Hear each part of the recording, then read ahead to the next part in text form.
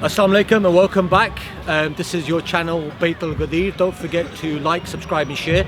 It's important you do this because the next video, when it comes out, you'll automatically be notified. So again, we're continuing on with the most authentic book after the Holy Quran, meaning everything contained within this hadith works is considered to be sahih. So I would recommend the viewers to check the description out, because the same hadith will be found in the video description with the link.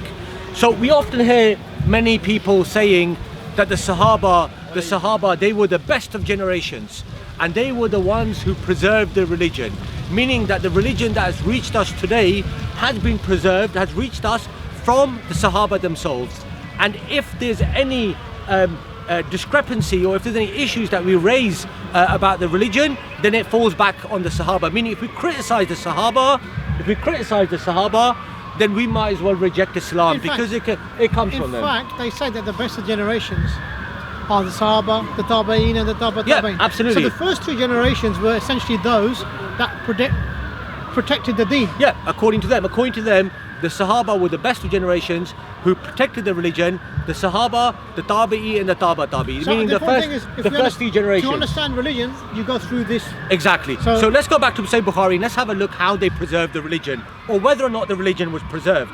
So this is found in volume number 1, page number 301.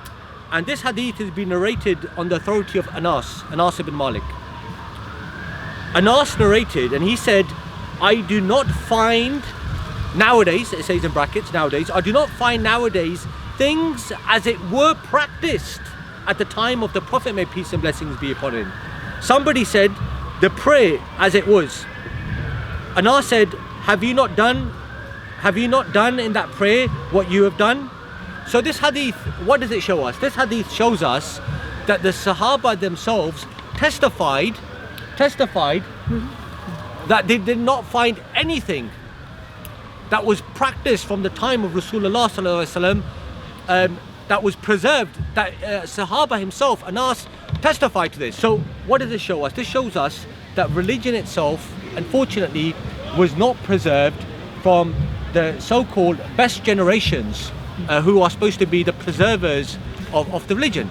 What happened to the religion? Why wasn't the religion preserved through these individuals? That even a companion was he made an admission that I do not find anything. In fact, the second portion of the narration is even more interesting.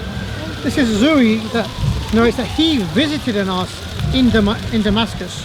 So it's the same continuation of this narration. And found him weeping and asked him why he was weeping. He replied, I do not know anything which I used to know during the lifetime of Allah's Apostle, except this prayer which is being lost.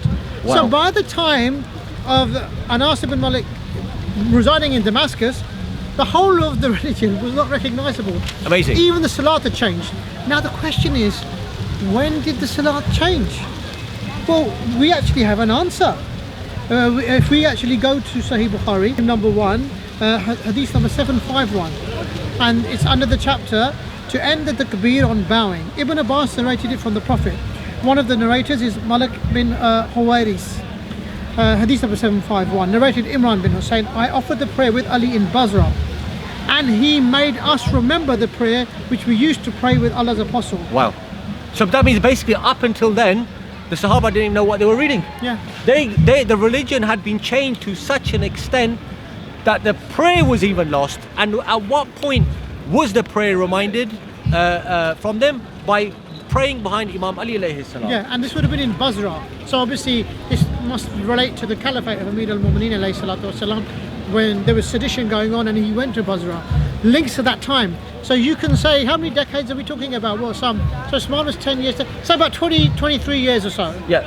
The religion had changed to an extent. Sahaba didn't even recognize Salat until Amir al-Mu'mineen led them They couldn't in even preserve the Salat themselves, that they had to be reminded about the Salat when they had to read behind Imam Ali alayhi salam. Absolutely. So what happened to the claim about the Sahaba being the best of generations and preservers of the religion? So once again, thank you from us. Don't forget to like, subscribe and share, and stay tuned for the 3rd installment.